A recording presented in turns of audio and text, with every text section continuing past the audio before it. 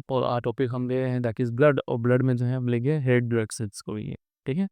तो ब्लड में हमने दो कंपोनेंट देखा है ब्लड के अंदर, एक होता है आपका फॉर्म्ड एलिमेंट और दूसरा होता है प्लाज्मा। फॉर्म्ड एलिमेंट में भी जो है आपका मेजॉरिटी में हम देखेंगे तो क्या होते हैं, रेड ब्लड सेल जो है ये पाए जाते हैं, ठीक। अब रेड ब्लड सेल की बात करेंगे तो रेड ब्लड सेल जो है ये क्या है, ये आपके कैरेक्टरिस्टिक फीचर होता है इनके अंदर कि ये कैसे होते हैं, नॉन न्यूक्लिएटेड होते हैं। यानी कि अगर हम सेल को एक एक उठा के देखेंगे तो किसी भी सेल में न्यूक्लियस नहीं। सर अब ये कैसे पॉसिबल है कि बिना न्यूक्लियस के सेल जिंदा है, क्योंकि आप तो क्या बोलते हैं, न्यूक्लियस में जीन होता है जो पूरे सेल को क्या करता है, कंट्रोल करता है, ठीक। हाँ, तो जब ये आरबीसी बन रहा था, एरिथ्रोपोएसिस हो रही थी, तब तो क्या था, यानी इनिशियली जब आपका शुरू में स्टेम सेल से सेल बन रहे थे, तब इसमें न्यूक्लियस प्रेजेंट था।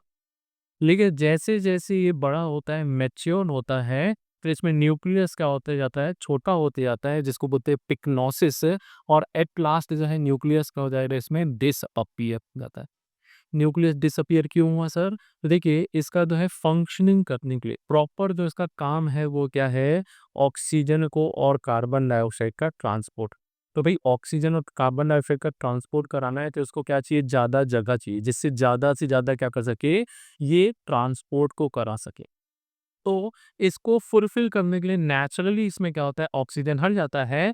और इसमें मेजॉरिटी में क्या होता है, ये आपका हीमोग्लोबिन जो है ये पूरा का पूरा इसको क्या करता है, कवर कर लेता है, ठीक। तो हीमोग्लोबिन में ये आयरन हो गया, और यहाँ पर चार आपकी क्या हो गई, दो अल्फा और दो बीटा चेन जो है ये इस प्रकार से अरेंज हो जाते हैं। एक प्रोटीन से जो है ग्लोबुलर चेन्स जो है इस प्रकार से अरेंज होकर क्या कर रहे हैं, आपका ये आरबीसी का फॉर्मेशन कर रहा है, ठीक। तो इसीलिए ये कैसे होते हैं, हाँ, नॉन न्यूक्लिएटेड तो होते हैं, लेकिन ये शुरू से नॉन न्यूक्लिएटेड नहीं है। मैच्योर आरबीसी की अगर हम बात करेंगे तो ये कैसे है, ये आपका नॉन न्यूक्लिएटेड है, ठीक। हाँ, इसी को हम क्या बोलते हैं, एरिथ्रोसाइट बोला जाता है। एरिथ्रो मतलब होता है रेड, साइट मतलब आपका सेल, ठीक। ये जो है red colour, because of this RBC only the blood appears red in colour, इसीलिए हमने इसको क्या बोल दिया, एरिथ्रोसाइट्स बोल दिया, ठीक। हाँ, अब सर इसके अंदर में जो है यहाँ पर आरबीसी के अंदर में रेड कलर क्यों होता है, तो वो होता है इस हीमोग्लोबिन की वजह से। इसकी वजह से, हीमोग्लोबिन की वजह से है, ठीक। तो the red colour of red blood cell it is due to presence of colouring pigment है। यही कलर पिगमेंट जिसमें क्या होता है, आयरन प्रेजेंट होता है। ये जो है कैसा है, ये रेड होता है, इसी के कारण पूरा आरबीसी भी जो है कैसा दिखाई दे रहा है, रेड कलर का दिखाई दे रहा है। नॉर्मली आरबीसी की अगर हम बात करते हैं तो आरबीसी के अंदर भी जो है क्या है, इसकी वैल्यू की बात करेंगे तो एक एडल्ट के अंदर में आरबीसी की वैल्यू कितनी है, it is 4.5 to sorry 5 million approximately क्या है ये आपकी, हाँ, ठीक। नॉर्मल रेंज की मैं बात करता हूँ तो कितना है, 4 टू 5.5 मिलियन पर क्यूबिक मिलीमीटर, ठीक। हाँ, इसको भी थोड़ा समझ लेंगे। भाई हम क्या करते हैं, स्लाइड देखते हैं, ठीक।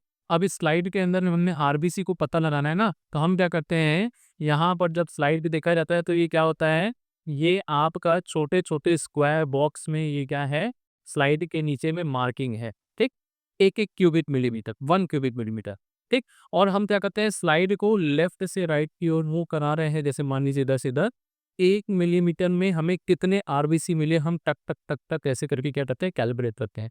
तो 1 बाय 1 में तो 1 क्यूबिक मिलीमीटर में जब हम देखते हैं यहाँ पर हमें कितना मिलता है, अप्रॉक्सीमेटली एवरेज 4 टू 5.5, ठीक। मेल के अंदर बात करेंगे तो ये कितना है, 5 मिलियन पर क्यूबिक मिलीमीटर, जबकि फीमेल में क्या होता है, ये आरबीसी की वैल्यू थोड़ी सी कम होती है, दैट इज 4.5 मिलियन पर क्यूबिक मिलीमीटर है। आरबीसी एक बार बन गया और इसके अंदर क्या है, तो ये आपका अजर अमर नहीं होता है ना, इमॉर्टल नहीं है। सिंस इसके बाद न्यूक्लियस भी नहीं है तो क्या है, ये आपका एवरेज जो है 120 डेज तक जिंदा रहता है, ठीक है। हाँ, ब्लड में सर्कुलेट कर रहा है, काम कर रहा है, कर रहा है, कर रहा है। तो जब तक इसके पास है, शुरू में सेल में न्यूक्लियस ने क्या दिया, इन्फॉर्मेशन दी होगी। तो जब तक इन्फॉर्मेशन है, जब तक है जान, तो इसने क्या किया, कर दिया अपना काम। अब जब निकल गई जान तो क्या हो गया, ले जाके इसका कर दिया, हाँ जी, कहाँ पर है, तो भाई स्प्लीन के अंदर में ले जाके क्या करते हैं, आरबीसी को डिस्ट्रॉय कर दिया जाता है। तो आरबीसी को डिस्ट्रॉय करते हैं, इसीलिए स्प्लीन का दूसरा नाम क्या है? इसको बोला जाता है ग्रेवयार्ड ऑफ आरबीसी। क्या है? दिस इज आरबीसी का ग्रेवयार्ड या कब्रिस्तान बोला जाता है, क्योंकि आरबीसी को यहीं पर ले जाके क्या करते हैं? डिस्ट्रॉय किया जाता है। ठीक। हाँ, ये स्प्लीन जो है क्या है, तो ये जो है स्प्लीन, ये आपका आरबीसी का स्टोरेज भी करता है, इसीलिए इसको क्या बोला जाता है? स्टोर हाउस ऑफ आरबीसी भी बोलते हैं। यानी मान लो चोट लगी, बहुत सारा खून निकल गया, तो एकदम से इमीडिएटली तो आपका आरबीसी बनेगा नहीं, तो आरबीसी को स्टोर करके रखा जाता है। स्प्लीन क्या करता है? ये कॉन्ट्रैक्ट करेगा और बहुत सारे आरबीसी को क्या करेगा? ये आपका सर्कुलेशन में भेज देता है। लिम्फोसाइट्स और ये सारी चीजें इसके अंदर पाई जाती है। ठीक।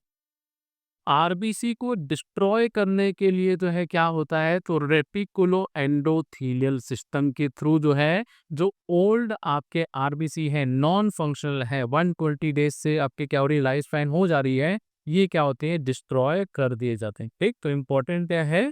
रेटिकुलो एंडोथीलियल सिस्टम के थ्रू स्प्लीन के अंदर में क्या किया जा रहा है? डिस्ट्रॉय कर दिया जा रहा है। ठीक।